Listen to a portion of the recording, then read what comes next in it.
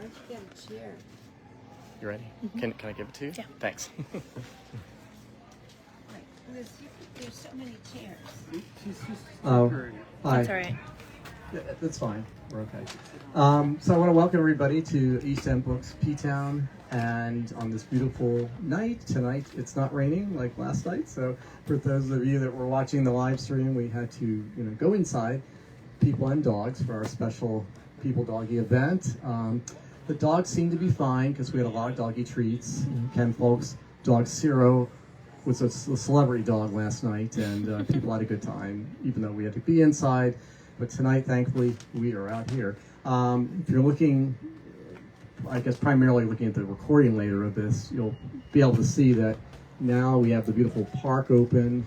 Last summer, the view was, piles of cement and everything else. So it's definitely a big change, and we're really happy about that. So, upcoming events. We will take a break after tonight for about a week or so, and then we'll start having events here again. They're on our website, so please go on there. We also have events in Boston. The next event in Boston is, I believe it's September 25th. Lori Gwen Shapiro on the new book about Amelia Earhart, and she will be talking with Tom Perrotta there, who probably maybe saw the series based on his book The Leftovers, or the movie Election with Reese Witherspoon, a bunch of others, so that'll be happening. And then I was just talking off camera a minute ago. People ask us, are there any events you need to kind of get your act together early for a ticket? Yes, November 2nd at our Boston store, 300 Pier 4 Boulevard. We have Professor Stephanie Bird from Harvard with the new book, authorized book about Taylor Swift called Taylor's Version. So if you are in Boston area and you want to go to that event, get your ticket now, and we'll have a party next door at my friend Kristen's new wine and tapas bar. And then the rest of the schedule, you can see it on there. One thing to mention, if you're in the greater Boston area, Sunday, December 7th, I'm co-chairing an event with Christy Cashman, the actress and author, at the Quinn, a private club in Boston, at the restaurant Lunasol, which is the latest restaurant that Ken Koch has created. It's quite beautiful. It's like being in San Paulo. If you want information on there, there's information on our Instagram page, and there'll be some stuff out on our website soon. So if you've ever wanted to get inside there and take a look at this place and the phenomenal art collection, etc., go ahead and grab a ticket when that's available. So this is, it's a pleasure to introduce Nathan Kernan, A Day Like Any Other, The Life of James Schuyler, one of Eileen Myles' favorite poets, which they reminded me of when they were here. And I did already say hello, and I'll say it again from Eileen to you. This is, of course, the long-awaited biography of the brilliant, troubled poet James Schuyler, the Pulitzer Prize winner who helped shape the New York School of Poetry in the 60s. Also one of my favorite poets, and of course, as most of you here I think already know, a contemporary of a number of other poets, writers, painters that we all, or most of us, loved. This is one of those the best types of nonfiction books where you feel like you're a fly on the wall and you're a part of the action and you don't want the book to end. So we're very thrilled to have Nathan here, and without further ado, I give you Nathan Kernan. Thank you. Thank you very much, Jeff. It's really great to be here. I'm thrilled to be reading in Provincetown. I'm going to start by reading the poem Salute, which was James Schuyler's first published poem, and the poem that he invariably began his own readings with when he finally began to give public readings in 1988. Salute.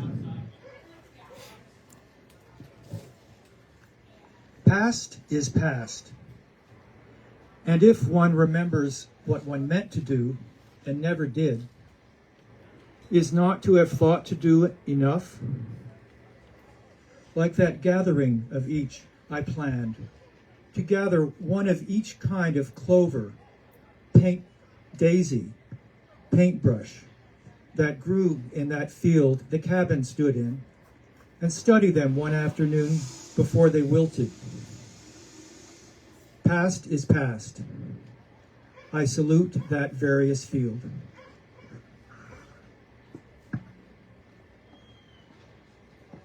So Jimmy wrote that poem when he was in the mental hospital in fall of 1951. After the first of his many serious nervous breakdowns, and that was his first hospitalization.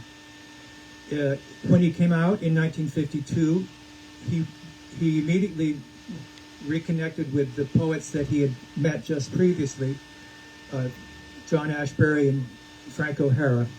And later he met Barbara Guest and Kenneth Koch, and became, as we know, one of the members of the somewhat ironically titled New York School.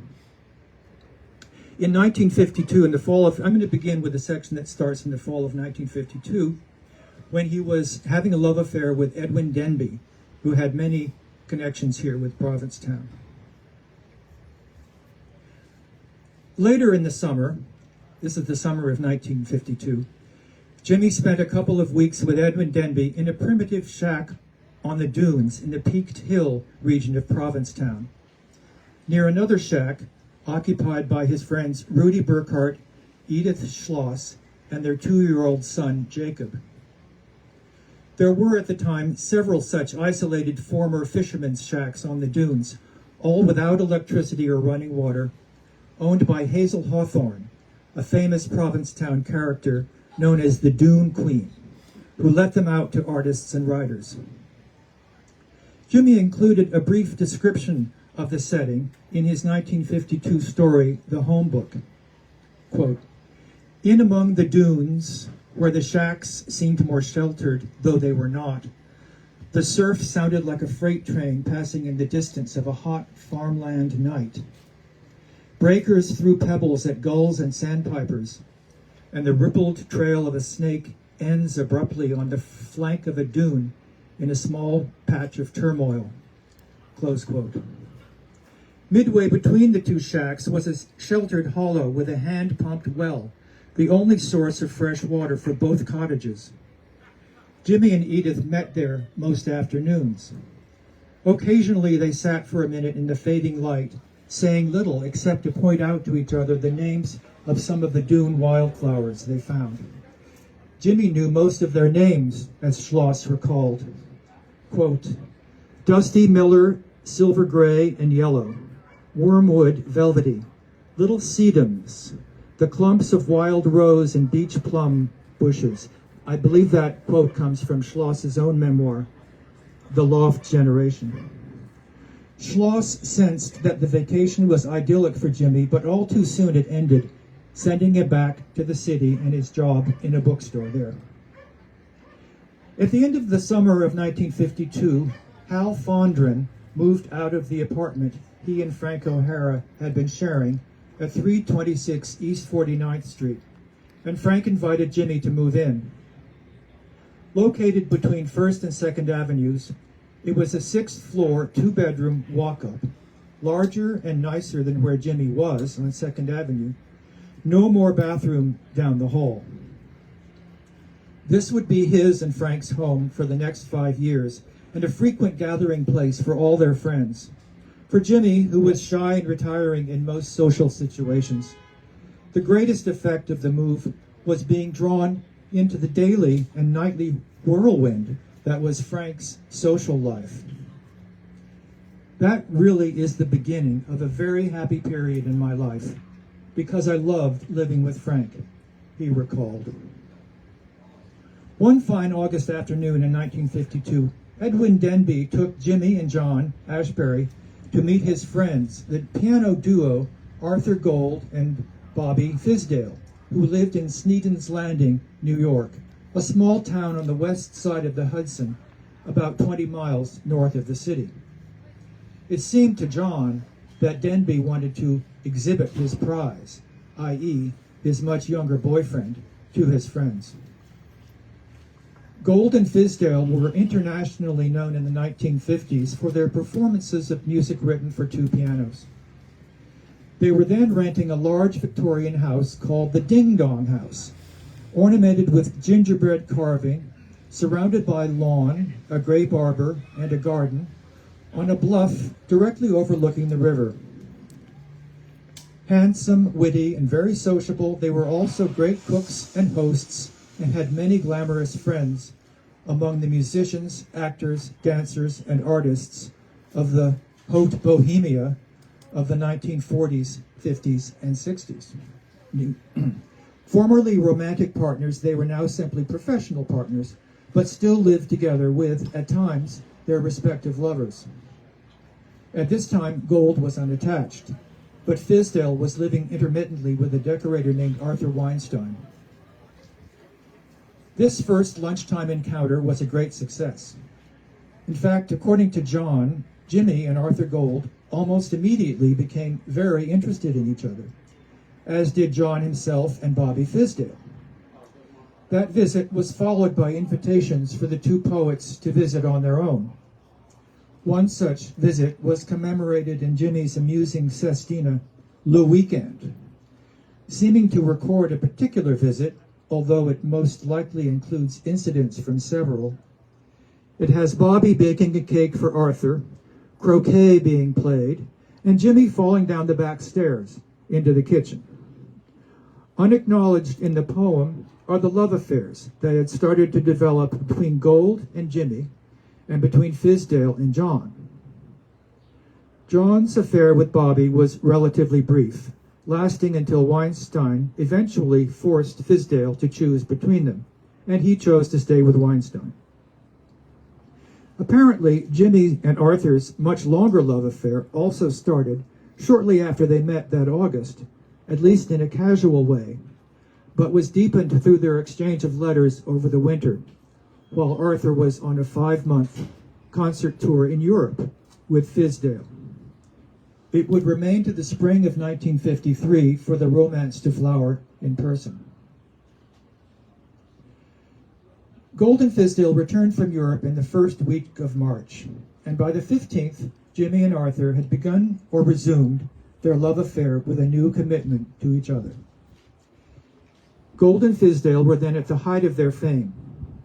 Arthur Gold was born in Toronto in 1917 and met the slightly younger Fisdale in about 1940 when they were both studying piano at Juilliard. They played a wide repertory, but were best known for championing 20th century French and American music, and within the rather recherché area of four-handed piano music, commissioned works from many of the major composers of the day, including Francis Poulenc, Aaron Copland, Samuel Barber, Darius Milhaud, and John Cage. According to composer Ned Rorem, half the valid music for two pianos in the 20th century is because of their existence. Known collectively as the Boys, the common perception about them as individuals was that Gold was the testy or difficult one, with an acerbic wit that could turn cruel, while Fisdale was more easygoing and domestic.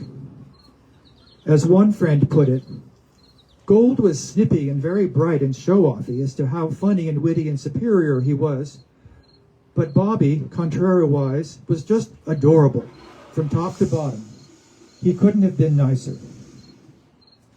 The very prevalence of this assessment inevitably prompted a contrary view, with some saying that Gold was actually the nice one, despite a critical manner, while Fisdale seemed much nicer, but probably wasn't.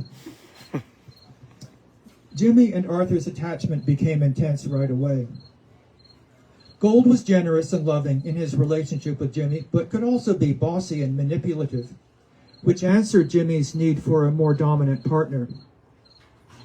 Kenneth Koch, recalling the relationship, felt that Arthur was the stern one who told Jimmy he had to work, sort of a disciplinarian in a sort of a silly way. I think he believed he brought order into Jimmy's life. Arthur was eager to support, exploit, and to some degree direct Jimmy's poetic gifts, and quite early in the relationship, he arranged for Jimmy to write the text for a work for duo pianos and 4 voices to be set to music by Paul Bowles. Bowles, whose first novel, The Sheltering Sky, had been published in 1949, is now thought of primarily as a fiction writer, but he originally made his reputation as a composer, a disciple of Aaron Copland and Virgil Thomson, and he continued to compose music well into the 1950s. The singer and philanthropist Alice Esty provided the funds for the commission, which would become a picnic cantata. Schuyler began work on the text in mid-April, referring to it in his letters to Arthur as the Mass. On slow days, he was even able to work on it in the bookshop. In mid-April, Gold and Fisdale left for a tour of the southern United States, and for a period of 2 weeks, at the height of what he called his new happiness, Jimmy wrote to his new lover nearly every day and sometimes twice a day. The letters express his exuberance and optimism at his new affair. Quote, "I know who I want. I want you. I want you to want me. You do. I want to feel we will want and have each other for a long time. We will." Close quote. The letters also give a day-by-day report of his activities for those 2 weeks, exemplifying the intensity of his social life in the mid-50s. There was lunch with Ashbery and a hirsute and ring-bedecked Edward Gorey, dinner with Chester Kalman, a cocktail party at the critic Stuart Preston's, a cocktail party at John Honesbean's, where he and Jane Freilacher met the English painter Lucien Freud, a concert of music by Henri Sauguet at the Museum of Modern Art featuring the soprano Leontine Price and the dancers Maria Tallchief and Todd Bolander, a concert performance of Monteverdi's opera The Coronation of Poppaea with Edwin Denby and Jane Freilacher, and much else. A highlight of the 2-week period was a performance at Juilliard of Mozart's Così fan tutte with Martha Flowers, who would appear in a picnic cantata the following year, Much the Best, as the role of Fiordiligi.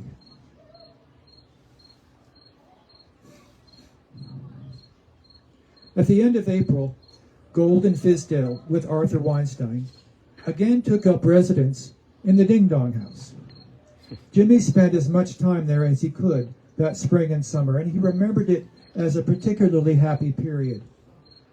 For a while, he became a commuter, working at the bookstore during the day and driving back and forth with a neighbor, or taking the bus to Sneeden's and staying out there on his vacation and days off. The Ding Dong House was furnished in a casual way with hand-me-downs and antiques, including a pair of pier glasses in carved gold frames that faced each other at opposite ends of the living room, multiplying the light and everyone's reflections. The room also contained 2 grand pianos, where Gold and Fisdale practiced for several hours a day. This could be too much of a good thing, and Jimmy would retreat to the other end of the house to write while they were practicing. Even there, he could still hear the thunder of the 2 pianos. The Gold and Fisdale social circle consisted of a stellar group of fellow musicians, performers, and artists. Dropping in for a meal or staying the weekend might be the composers Aaron Copland, Samuel Barber, John Carlo Menotti, Leonard Bernstein, Virgil Thomson, or Ned Rorem. Choreographers Jerome Robbins and George Balanchine and his wife, the dancer Tanneguil Leclerc. Actress Ina Claire, singers Lottie Lania and Tova Frisch, and many others. Jimmy was a quiet presence, as always, and wasn't included all that much in the conversations. This didn't bother him, however, as he loved listening to the urbane talk, and he helped with the cooking. Frank O'Hara came out for one memorable weekend, and a group decided to drive out to Coney Island for the day. Jimmy was scared and miserable on the famous roller coaster there, but Frank, typically, was exhilarated by it. Driving back, Frank was still somewhat punch-drunk from the park and sped up as he came into the driveway, pretending he was about to run into Fisdale and several others standing there, but stopped just in time. Fisdale and Gold were frightened and angry at this recklessness, and Jimmy assumed that this would be the last time Frank would be invited out to Sneeden's Landing. On the contrary, at breakfast the next morning, Fisdale sidled up to Schuyler and said, I very much like your friend, Frank O'Hara." Later that day, when Jimmy walked into Fizdale's bedroom, he was surprised to find Bobby and Frank in the tub, happily taking a bath together. For the rest of the summer, to Jimmy's great delight, Arthur Weinstein was off the scene, and O'Hara and Fizdale enjoyed what would turn out to be a summer romance. There was a witty symmetry to the arrangement, noted with amusement at the time, the two poet roommates having simultaneous affairs with the two duo piano partners. The tandem love affairs had the incidental effect of bringing Jimmy and Frank closer together, emphasizing a sort of brotherly feeling they seemed to have shared, particularly around this time. The pianists had been given the use of a swimming pool belonging to some neighbors, whose house opened onto a stone terrace directly above the Palisades. Sitting there, one had the sensation of being among the treetops, looking over and through very old and ancient trees to the river and the far shore, a setting that gave Frank the idea for his play, The Houses at Falling Hanging. One evening after a visit to... I skipped something. Beg your pardon. Jane Freilicher and her husband, Joe Hazen, the painter Jane Freilicher and her husband, Joe Hazen, were renting a house in nearby Nyack that summer, and there was much coming and going between the two houses, including one weekend when Fairfield Porter and Ann Porter were visiting Jane and Joe. This was Jimmy's third meeting with Fairfield, who surprised him again with his unself-conscious behavior when he saw the artist reading casually while lying on the bare flagstone terrace. I didn't know Fairfield at all well at that point, Jimmy remembered. I didn't realize that simply lying on the ground or rug or a floor or a stone or beach was utterly natural to him. So back to the other house. One evening after a visit to Jane and Joe in Nyack, the whole group drove back to Sneeden's Landing and to the neighbor's house with the pool, where they took off their clothes and went swimming in the moonlight. Jimmy later recalled that idyllic summer evening and, quote, "how ravishing Jane looked, naked in the moonlight, with her rather large breasts, slipping into the water. Frank dove and dove and dove. There's no way to describe what a marvelous swimmer he was. Small pool, deep and turbulent ocean. Frank was always ready for it." Close quote. Frank's grace and confidence extended to other areas of his life, such as dancing and parties and driving. To Jimmy, he was the most brilliant driver I've ever known. Completely confident, completely relaxed, completely in control, smooth, rather speedy, but he never drove too fast. Jimmy now decided he ought to learn to drive himself. He took out a learner's permit and started taking occasional lessons from Fizdale, but they were both too nervous and the lessons were not a success. Then Frank took over, and suddenly it was all magic. Frank's skill and confidence behind the wheel became infused in his pupil, and Jimmy happily drove O'Hara all around the neighborhood of Sneeden's Landing. Franz Lehar's operetta, The Merry Widow, was playing on the car radio as they returned to the house one day, and for some reason this suddenly seemed terribly funny, and they broke into gales of infectious laughter. What a very good time, what an absolutely marvelous time we all had that summer. The tone of Jimmy's recollections of the summer of 1953 suggests that a good part of the glow through which he remembered it was due to the fraternal closeness he felt at that time to Frank, whose physical beauty had struck him early in their friendship and of which he never lost the sense. At the end of the summer, Gold and Fizdale departed for their usual fall and winter tour in Europe. It was a blustery, overcast day when the poets drove the two pianists to the airport and then returned to the empty house where they found the maid closing up. She had always seemed slightly hostile to Jimmy and Frank before, but now she became warm and rather tearful as her presence reminded her of friends, a house that always means music, swimming at night, plays, poems, love, and quarrels. The two poets hitchhiked back to the city while reminiscing about the past few months and their friends, Grace Hardigan and her natural generosity, and the beaux yeux of Jane Freilacher. When they got home, they wrote poems and letters to their respective lovers before going out to an opening at Tibor Dinage Gallery and on to the San Remo bar. The rest of the autumn of 1953 was a bit of a letdown, at least in Jimmy's memory. One day, the critic Stuart Preston invited him and Frank to a Halloween party. They went to a thrift store and bought long black mourning veils and hats, and proceeded to the party on the Upper East Side, where they put on their veils in the vestibule. Preston answered the door, kilted and in full Highland regalia, and all of the other guests were also dressed very elaborately, quote, like Pierrots and that kind of thing. The effect that we had was stunning. We filled them with loathing and hate.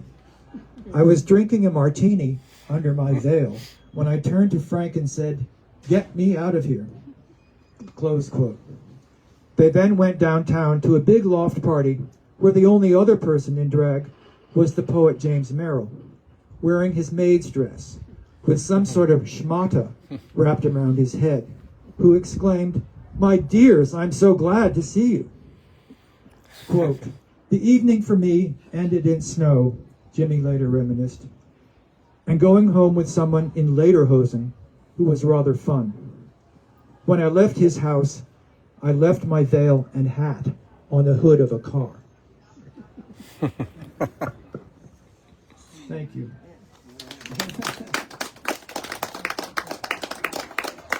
So I'd be happy to answer any questions, and after that, I'd like to read one more short poem.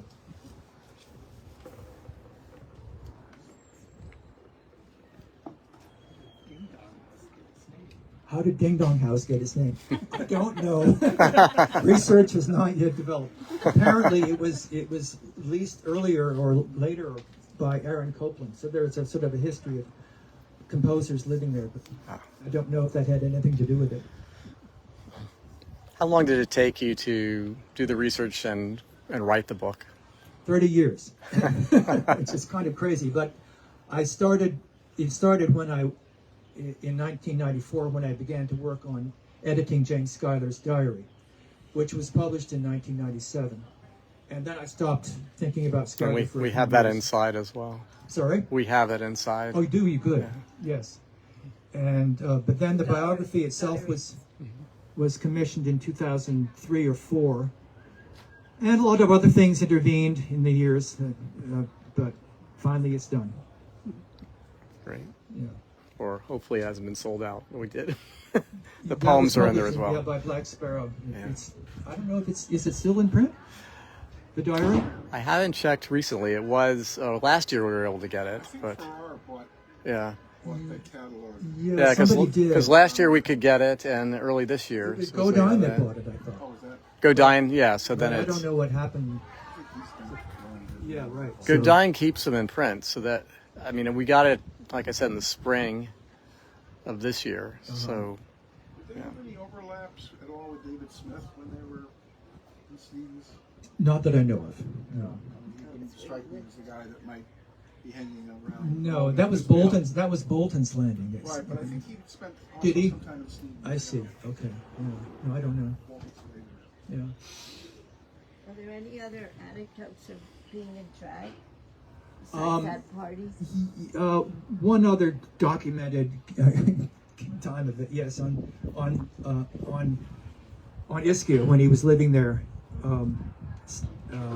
staying with W.H. Auden, and Princess Margaret came to the island. This was in 1949, and there was a lot of press around that. So Truman Capote, who was there, decided to give a drag ball on the roof of his pensione. And Jimmy and a poet named Ralph Pomeroy came in drag to that. Didn't Jimmy talk about the camp names? I mean, he was very Yes. specific about Yes. people's particular camp names. I don't know if that also included Well, that was very. costuming. I don't think so, but Jimmy and his great friend Chester Talman were known by the camp names of Dorabella and Fiordiligi after the two sisters in Mozart's Così fan tutte. And everyone in Auden's circle in the 40s had a very camp, all of his queer friends had a very camp. So when he was in Ischia, Chester was there as well, with Auden. Part of the time, yes. Yes, all that time, yes. And then they had campy names in the letters signed Yes, off. Jimmy and John Ashbery and Frank O'Hara often wrote All different their names. salutations to each other were all different crazy names. But not necessarily camp names per se, but just funny names. And at that point, where you're writing about now, had the breakdowns started yet, or was His first documented breakdown was in 1951. And he was in the hospital after that breakdown when he wrote Salute. Yeah. There might have been an earlier breakdown in college, but it hasn't been confirmed. One of the great things in my life is to always muse, is not to have thought to do enough. Isn't that It's great? a great way to get off the hook. You know? Right. Well, I was going to do that, but it's not the same. Well, he was slow to become a poet. He didn't write his first poems until he was 28. So this poem is like on saying, well, maybe I won't bother to be a poet. But then he actually writes the poem, and kind of that changes the meaning of the poem itself, I feel. And would you say that, other than the long poems, that's maybe his most, not just anthologized, but perhaps the work that most defines him in a certain way? I'd hate to say that his very first poem was the most definitive, but it's certainly he felt very strongly about it. Yeah. As I say, he always started his readings with it. Yeah. Did he have much interaction with Tom Gunn? No. No? None that I know of. Okay. I know that had read that there were some interactions with Robert Pinsky, so I was just curious Yeah, I if, don't know about that. because Robert and Tom taught at one point at Berkeley. I only know about this because I'm friends with Michael Knott, who wrote Tom Gunn, A Cool Queer Life, and we had an event in Boston, and so there's some discussion about Robert Pinsky. You know. Once, for about less than a week. Yeah. Yeah, but Tom was in New York quite a bit as well, and Right. quite a brilliant. Tom Gunn in his letters mentions the morning of mentions Jimmy's work and meeting, I think, Tom Carey, Jimmy's great friend. Nice. But, I don't think Jimmy was friendly with or knew interacting with him. particularly Yeah. aware of him. Maybe. Okay. Any other They did a questions? reading in California. He did the reading at the San Francisco Art Institute. Yes. Yeah. And ironically, his papers are there in San Diego. That's right. He was able to sell his papers at the University of California. Well, if there are no other questions, I just will read one other poem if I can find it.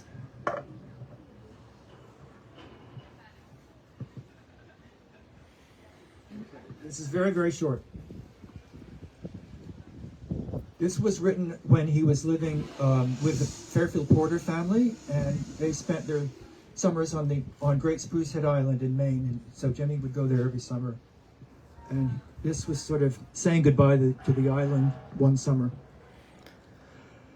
Closed gentian distances. A nothing day, full of wild beauty, and the timer pings. Roll up the silver off the bay, take down the clouds, sort the spruce, and send to laundry marked more starch. Goodbye, golden and silver rod, asters, bayberry crisp in elegance. Little fish stream by, a river in water. Thank you. Thank you.